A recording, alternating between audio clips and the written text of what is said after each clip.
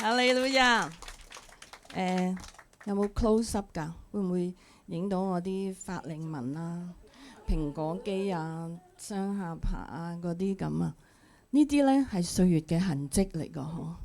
但係原來可以避免㗎喎，所以呢，我第一時間就報名星期五10月31號晚嗰個手素面型，所以呢，暫時唔好咁 close up 影我住啊！等我呢嗰晚星期五晚上完堂，努力一輪之後，我上台呢就可以 close up 啦。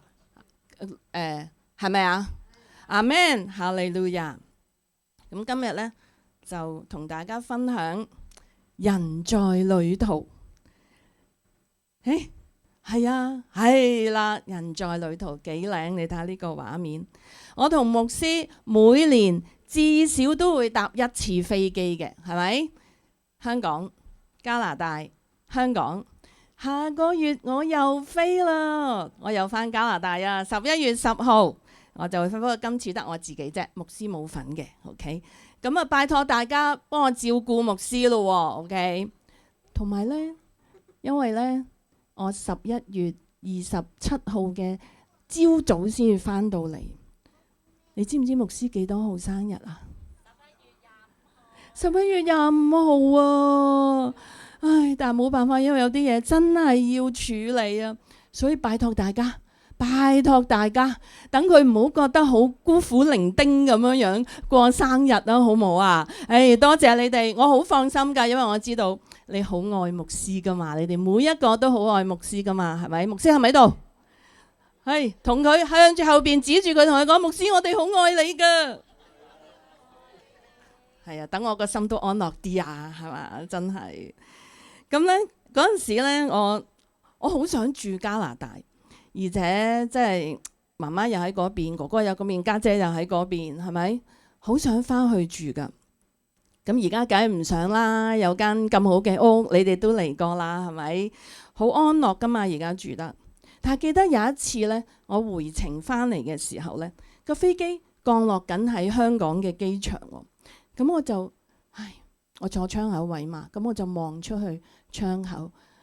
突然間咧，你知我哋呢啲好感性嘅人咧，突然間有一陣唏噓啊，我就好大力咁樣嘆咗一口氣。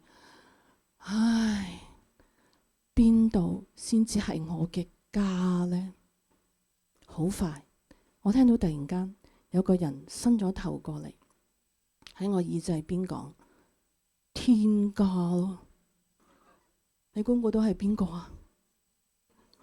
係唔好講啦，大家明白就得啦嚇。咁其實又好符合聖經嘅喎，喺彼得前書2章9至11節，我哋一齊讀啊！唯有你們是被揀選的族類，是有君尊的祭司，是聖潔的國度，是屬神的子民，要叫你們宣揚那召你們出黑暗入奇妙光明者的美德。你們從前算不得子民，現在卻作了神的子民；從前未曾蒙憐恤，現在卻蒙了憐恤。親愛的弟兄啊，你們是客旅，是寄居的。我勸你們要禁戒肉體的私慾，這私慾是與靈魂爭戰的。我哋係世界上嘅客旅，同埋我哋係寄居嘅咋，所以牧師冇講錯啊，天家先至係我嘅家，係咪？我哋一齊低頭祈禱，將以下落嚟嘅時間交喺神嘅手中。天父，我哋感謝你，你俾咗好美好嘅一個早晨，你要嚟同我哋講說話，藉住你嘅話語改變我哋嘅心思意念，使我哋更加似你嘅兒子耶穌基督。我哋將以下嘅時間全然交喺你嘅恩手當中，咁樣禱告，係奉主耶穌基督得勝嘅名字祈求。我哋一齊講阿們，哈利路亞。其實呢幾節經文呢，彼得將我哋嘅基督信仰即係我哋嘅生命裏邊點樣做基督徒。基督徒嘅目的同埋意義，全部喺呢幾節經文好清楚咁樣寫咗俾我哋。彼得話：我哋係被揀，從前喺黑暗中，而家離開咗黑暗，進入呢個奇妙嘅光明，就係宣揚神嘅美德。所以我哋原本係喺黑暗裏邊被拯救出嚟。我哋喺罪惡之中被拯救出嚟，呢個係神嘅揀選嚟㗎。佢話我哋係被揀選嘅族類，所以我哋絕對唔係意外嚟㗎。你嚟到 AA Alpha Assembly 愛群職場教會，今日我哋全部坐喺呢度，或者你喺網上參與崇拜，都絕對唔係意外。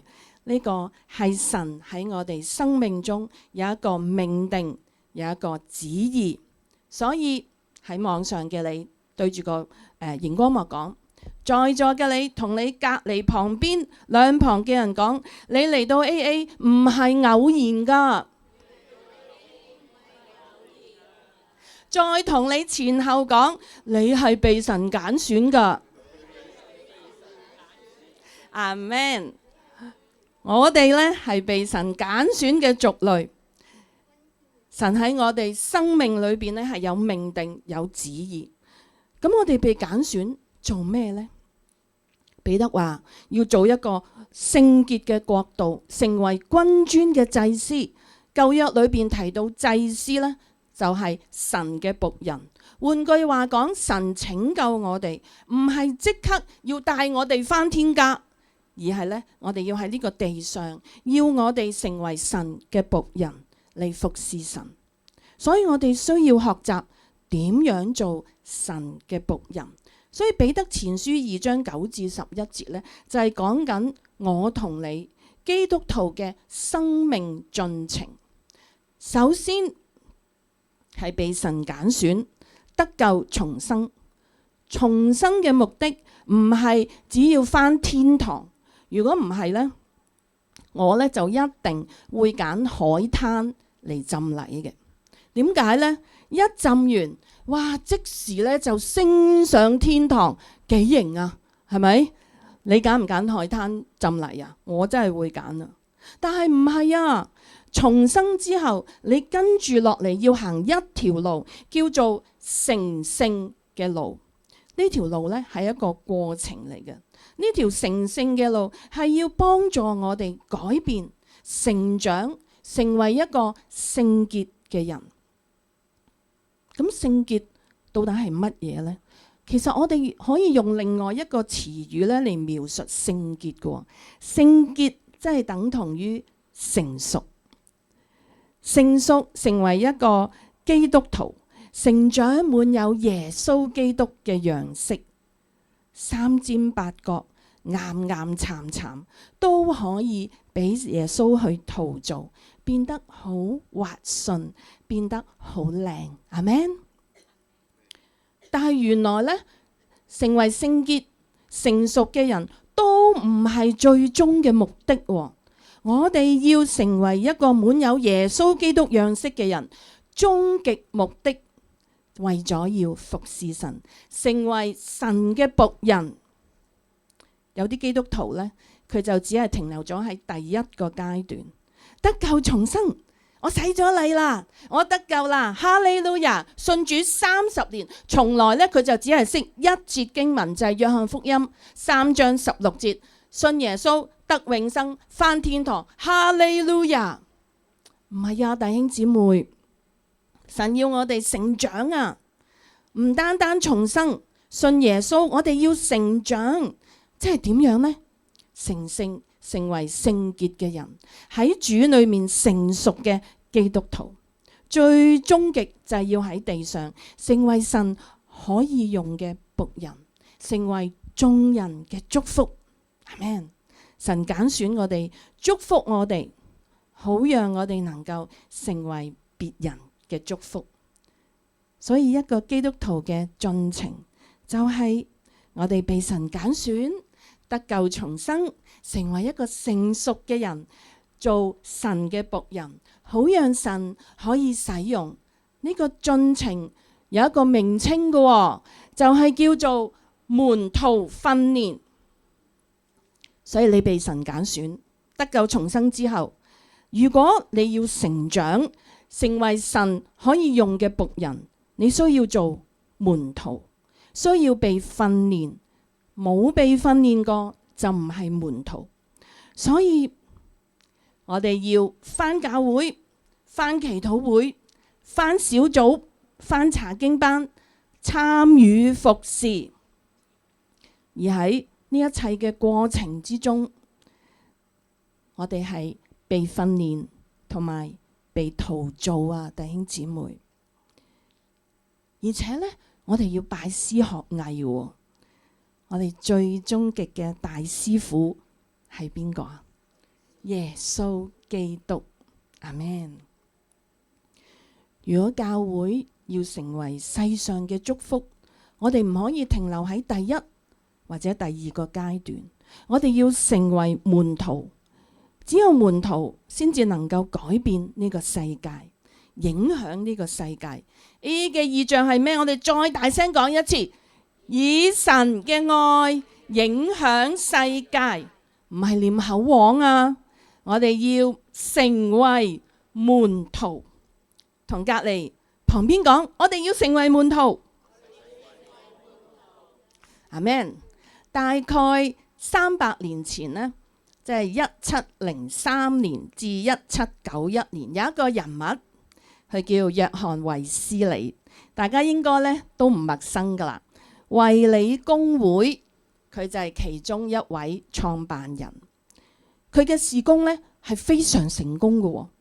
衛斯理佢咁樣講，佢話呢，教會改變世界嘅方式唔係單單讓人信主，而係讓人成為門徒。喺馬太福音28章19節，我哋嘅大使命，我哋一齊大聲讀。所以你們要去，使萬民作我的門徒，奉父子聖靈的名給他們施洗，凡我所吩咐你們的，都教訓他們遵守。我就常與你們同在，直到世界的末了。喺1784年嘅時候，約翰衛斯理咧都已經到咗晚年啦，大概80鬆啲歲到啦，係咪？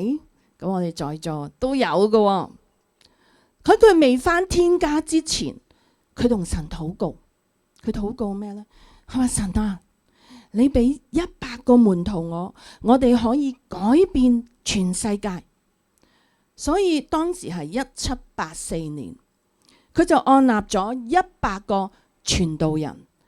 241年前啊，今日衛理公會教會嘅會友呢，將近8000萬人。哇！從100人241年之後變成8000萬人，哇！勁唔勁啊？勁啊！而且呢係要俾掌聲我哋嘅神啊！而且唔止係咁啊，佢有持續性嘅喎。換句話講，佢嘅復興、佢嘅思想、佢嘅教導、佢嘅教義、佢嘅 DNA 唔係一代就結束，而係跨時代嘅傳遞，不斷一代一代咁樣傳遞落去。點樣做到呢？因為佢有門徒，想要一代接一代，必須要有門徒。冇門徒，我哋可能只係可以一代嘅復興。但係如果我哋要跨時代嘅復興，我哋需要有門徒。阿們。可以想象，約翰衛斯理佢有100人，100個門徒。今日 AA 我哋坐喺呢度，有幾多人呢？Ada， 我哋有幾多人啊？今日坐喺呢度，41個。有時都有50個嘅。但係呢，其實我哋喺名單上邊呢，我哋有100人㗎，只係恒常返嘅大概有40零50人到啦。我諗如果呢100個喺名單上邊嘅都係門徒，241年後嘅今日，AA 應該仲存在㗎嗬？嚇，得牧師答存在。喂，我再講一次，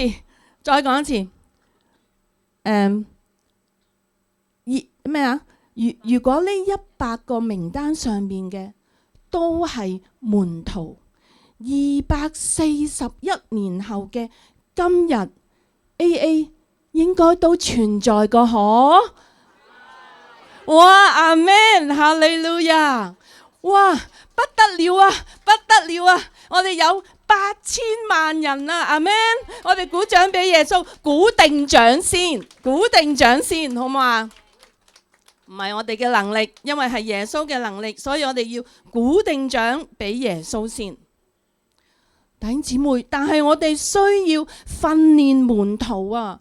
冇門徒冇未來，有門徒有未來。所以喺你同我嘅生命裏邊，首先我哋自己要成為門徒，然後我哋需要訓練門徒。所以無論你係年輕嘅好，你係年長嘅好，幾多歲都好，唔好以為自己年紀大。唉，我都幾廿歲人啦，唔使點啊！唔係啊，喺神嘅眼裏邊，摩西都係80歲先至俾神去使用啊！阿們。所以總之，我哋喺未返天家之前，千萬要記得，要首先成為門徒，被訓練，然後去訓練門徒。神所賜俾你嘅恩賜，你雖然你需要將佢俾出去，因為你白白得嚟嘅，你需要白白咁樣俾出去，成為世上嘅祝福。我哋一齊讀以弗所書4章15至16節，惟用愛心說誠實話，凡事長進，連於元首基督，全身都靠他聯絡得合適，百節各按其職，叫着各體的功用彼此相助，便叫身體漸漸增長，在愛中建立自己。所以弟兄姊妹，我哋成長嘅過程，建立自己，原來係需要彼此嘅。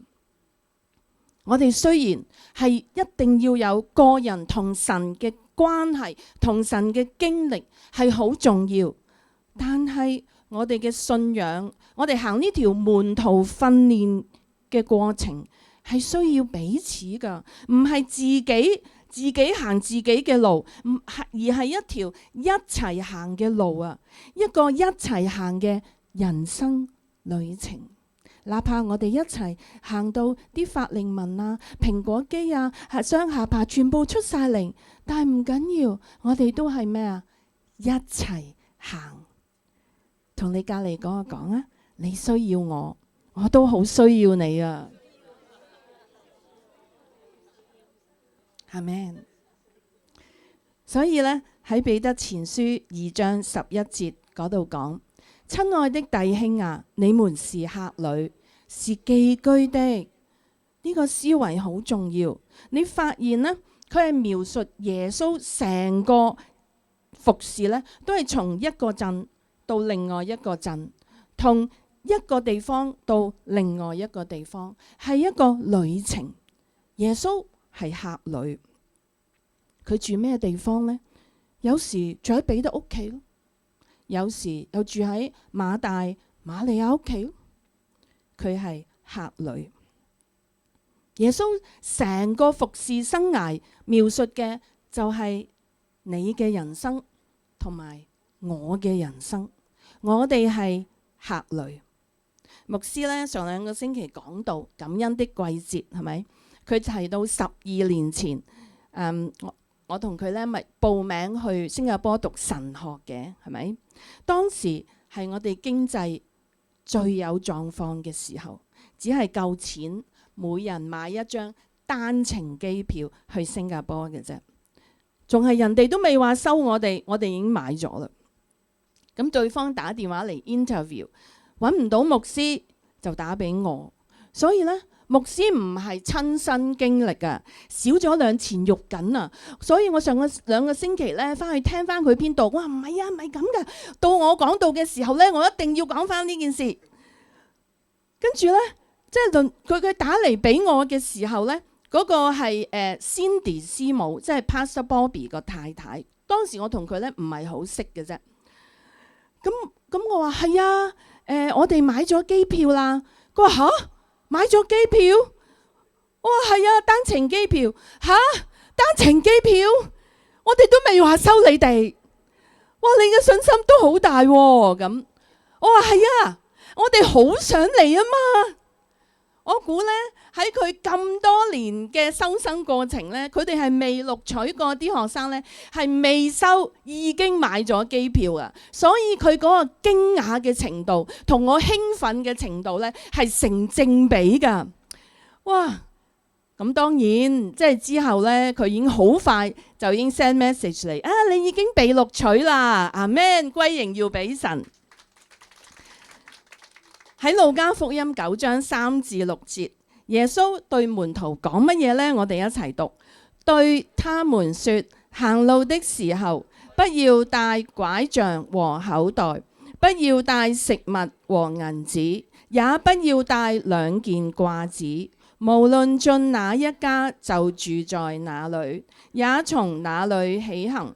凡不接待你們的，你們離開那城的時候，要把腳上的塵土跺下去，見證他們的不是，就出去走遍各鄉，宣傳福音，到處治病。所以你發現呢，門徒行路嘅時候，佢哋尋找乜嘢啊？能夠接待佢哋嘅人。咁我同牧師被神學院錄取咗之後呢，跟住接住落嚟就係更大嘅問題，因為新加坡嘅房租唔平㗎，住邊呢？感恩我哋識咗一個新加坡嘅朋友，唔係佢俾地方我哋住，咁佢話呢，早我哋幾屆嘅神學院嘅同學呢，佢啱啱結咗婚啊。咁咧就生咗個仔，又搬咗新屋喎，住喺神學院附近。不如你問下佢啦。咁於是牧師梗係第一時間聯絡佢。佢話有房啊。你知唔知佢間屋咧好大嘅，有4間房。新加坡嗰啲屋咧真係好大啊！我哋嗰啲叫做祖屋啊。阿 William 爸爸好大㗎嗰啲祖屋。佢嗰個廚房咧，可以做得我以前金碧閣成間屋啊！如果你有去過金碧閣嗰間屋，你就淨去個廚房啫。跟住佢有4間房喎。咁咧，我就話你收幾錢租啊？咁佢就話我收你哋500蚊星紙1個月全包咁。500蚊星紙其實都好平㗎。你知唔知我哋有啲同學呢800蚊啊，有啲甚至呢1000蚊星紙喎，去讀神學喎。咁我哋計下500蚊1個月，前後計埋8個月，就一共4000蚊星紙喎，即係2萬幾蚊港紙喎。我哋手頭上揸住係教會嘅奉獻啊，弟兄姊妹奉獻俾我哋去讀神學噶，咁都係掹掹緊。所以呢，我哋就同佢講，咁計牧師同佢講啦嚇，唔係我。佢話其實我哋今次過嚟呢，都係攞住教會弟兄姊妹嘅奉獻，所以呢都唔敢用多，唔知可唔可以減啲呢？唔知400蚊一個月得唔得呢？咁梗係即係盡量講得好聽舒服啲啦，係咪？咁結果真係我哋梗係好想食，最好300蚊添，係咪？咁啊唔知400蚊一個月得唔得呢？咁跟住呢，佢就回覆啦，等我同太太商量下，1個星期後覆你。你知 WhatsApp 係冇表情嘅，哇！呢個星期真係漫長嘅1星期啊！跟住終於叮，牧師話：誒係佢喎，佢 WhatsApp 喎，有回覆喎。我話：咦，即刻擸個頭，睇下講咩，睇下講咩。好，佢啲 message 好得意嘅，一行一行一行咁樣嚟嘅喎。首先，叮，唔好意思。因為有事處理，現在才覆你。跟住就打緊啦，你知嗰度咁睇到佢打緊，跟住叮，你租我們房的事，叮，同太太商量過，叮，在主裏。我們是一家人，哇！即係睇完呢一句，我先至咧隻手喺度震啊！你知唔知啊？即係點？即係點啊？叮，房租就免了。哇！你知唔知我心跳到咧，差啲可以跳出嚟咁滯啊！哈利路亞！真係讚美主啊！我哋個神係咪真係好勁、好偉大啊？哇！真係好好啊！呢家人呢，好識得接待㗎。佢提供廚房啦、洗衣機、WiFi、冷氣。你知唔知呢啲喺新加坡唔簡單㗎？逐樣計㗎。最重要係，佢從來都唔會過問我哋嘅日常。哎呀，你點啊？你今日需唔需要食啲咩？不如我煮埋俾你食啊！哎呀，你洗衫啊？你我個洗衣機你問，佢從來都唔會㗎，俾我哋好大嘅自由度，讓我哋住得好安樂。弟兄姊妹，你要明白，因為我哋係客旅，喺地上嘅旅程。如果你要成功，要行到底嘅話，永遠都唔得一個人行噶，而係邊個接待你嗰個人，你要緊緊咁記住，因為佢哋可以決定你以後行嘅方向喺邊度。因為呢家人嘅接待，我同牧師可以好安心完成咗個神學課程。今日我哋嘅服侍，佢哋一家都有份啊！佢哋而家呢，有3個仔，4間房啱啱好，係咪？神真係好好。不過呢，原來被接待唔係必然嘅。我哋一齊睇路加福音2章4至7節。我每次睇呢度呢，我都會好感動。約瑟佢係耶穌地上嘅爸爸，我哋一齊讀。約瑟也從加利利的拿撒勒城上猶太去，到了大衛的城，名叫伯利恆，因他本是大衛一族一家的人，要和他所聘之妻瑪利亞一同報名上冊。那時瑪利亞的身孕已經重了。他們在那裏的時候，瑪利亞的產期到了，就生了頭胎的兒子，用布包起來，放在馬槽裏，因為客店裏沒有地方。我哋再讀一次最後嗰句，因為客店裏沒有地方。呢度呢，記載咗耶穌誕生喺世上嘅時候，係冇人接待佢噶。不過好有趣，耶穌係喺一間餐廳出世。不過呢間餐廳呢，係接待牲畜嘅，唔係貓貓咖啡，而係馬槽，馬食飯嘅地方。請大家留意，耶穌一嚟到呢個世界上就被拒絕接待，但係喺最後晚餐，佢做咗主人家，佢接待咗佢12個門徒。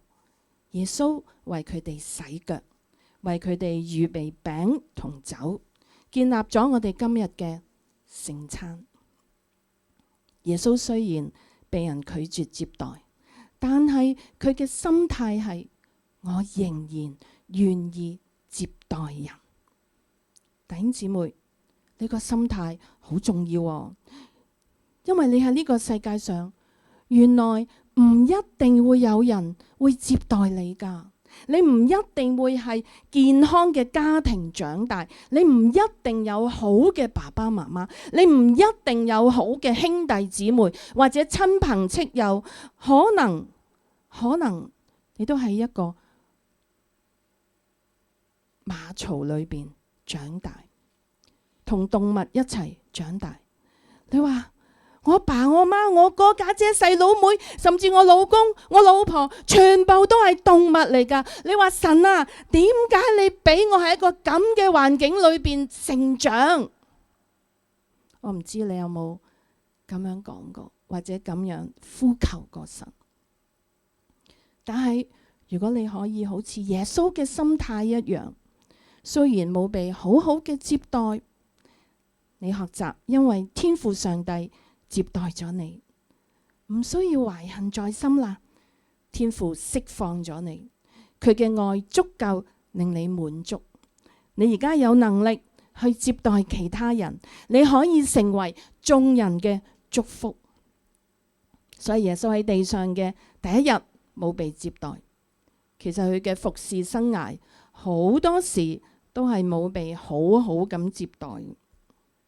但係佢喺被釘十字架之前，最後晚餐佢做咗主人，接待咗佢嘅門徒。因着接待，我哋嘅生命先至會改變。冇接待，我哋冇辦法長大成人。因為喺彼此接待、彼此接觸嘅過程，我哋需要學習放低自己，彼此接納。放低自己真係唔係一個容易嘅功課，係咪啊？羅馬書15章7節，我哋一齊讀。所以你們要彼此接納，如同基督接納你們一樣，使榮耀歸於神。我哋要學習彼此接納，因為耶穌先接納咗我哋，所以我哋要學習接納他人。原來我哋彼此接納，神係得榮耀噶。喺使徒行傳2章41至47節，我哋又一齊讀啊。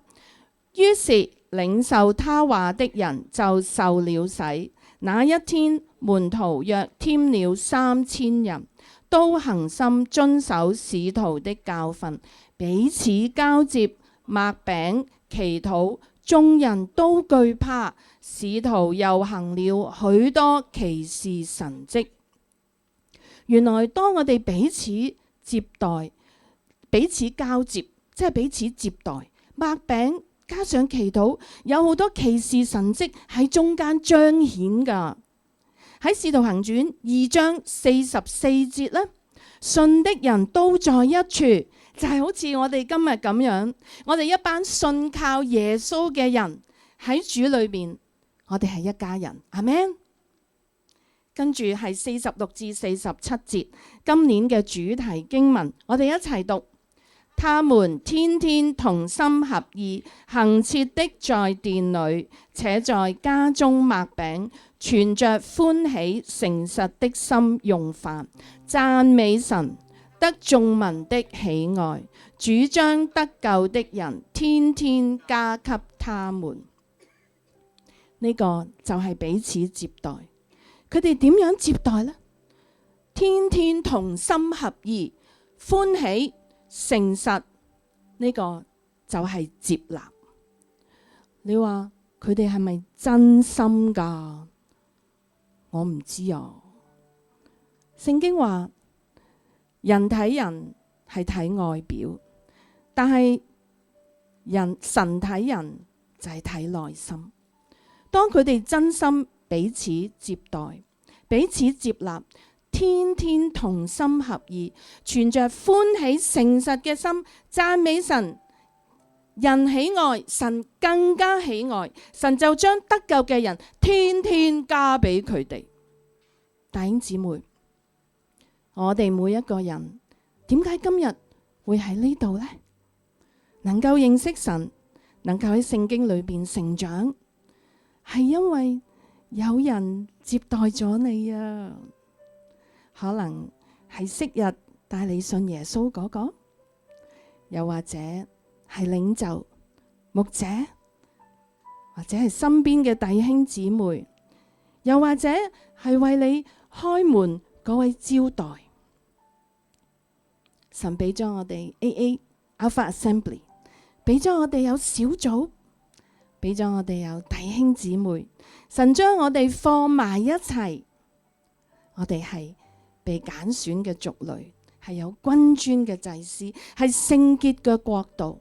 我哋呢一班人需要緊緊咁樣擁抱埋一齊，因為如果我哋可以喺埋一齊，我哋可以成長，長大成人，滿有耶穌基督嘅樣式，成為神嘅僕人，彼此接待，彼此接納，主就會將得救嘅人天天加俾我哋啊！阿們，大聲講阿們。我請敬拜隊。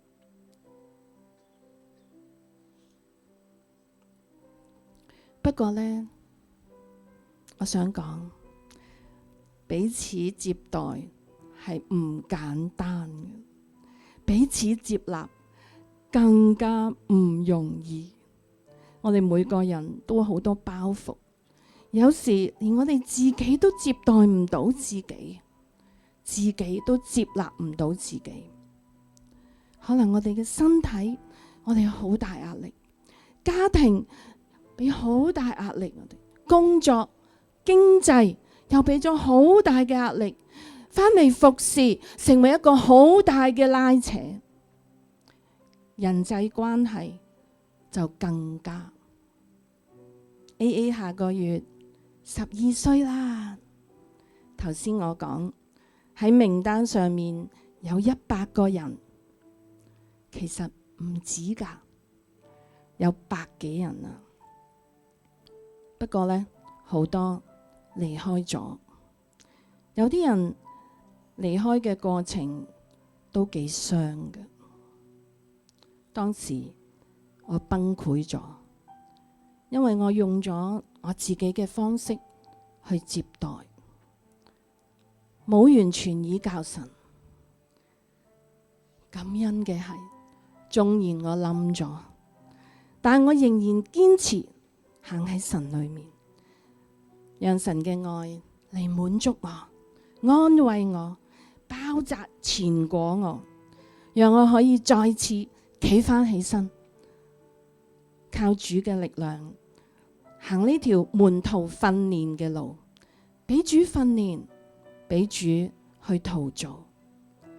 所以弟兄姊妹，神揀選我哋成長，成為神嘅僕人，要我哋去彼此接待，去彼此接納。千祈唔好用自己嘅能力啊！我哋喺神裏面要好好學習，好好倚靠主。記得牧師上次分享箴言3章5節，你要專心仰賴耶和華，不可倚靠自己嘅聰明。讓我哋時刻謹記，要專心仰賴我哋嘅主。我哋一齊起立，我哋回應主。約伯喺佢患難當中，喺佢最痛苦嘅時候，佢仍然要接待佢嗰3個朋友。神就係要我哋接待呢3個朋友嘅過程，仲加重咗約伯嘅負擔。但係神就係透過呢3個朋友俾約伯遇見神。約伯話：我從前風聞有你，現在親眼看見你。弟兄姊妹，喺我哋人生嘅旅程裏面，我哋不停都會遇見好多嘅人，我哋都需要接待人，我哋會接納好多嘅人，但係讓我哋喺接待嘅時候都要能夠遇見到神。今朝嘅 MP3 聖經又再一次提醒，喺以賽亞書，神透過以賽亞先知，佢問：有誰願意為我們去？哇！大家可能講，神啊，喺我哋嘅生命裏邊已經好多嘢啦，我哋嘅人生就好似耶穌基督嘅人生，可能被出賣，有時候喺患難嘅裏邊被鞭打，可能我哋上十字架，可能我哋被埋葬。但神話，誰願意為我們去？弟兄姊妹，你願意嗎？因為神有應許，因為主耶穌佢復活咗啊！所以就算我哋經歷啲乜嘢，我哋好似喺埋葬，我哋好似喺死亡嘅裏邊，但係我哋記住，我哋嘅主耶穌基督復活咗啊！所以我哋都一樣會復活噶，因為佢將我哋喺黑暗裏邊拯救出嚟。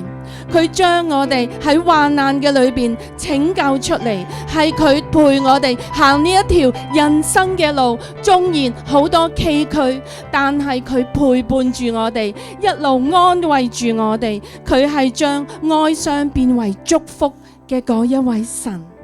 弟兄姊妹，你願意嗎？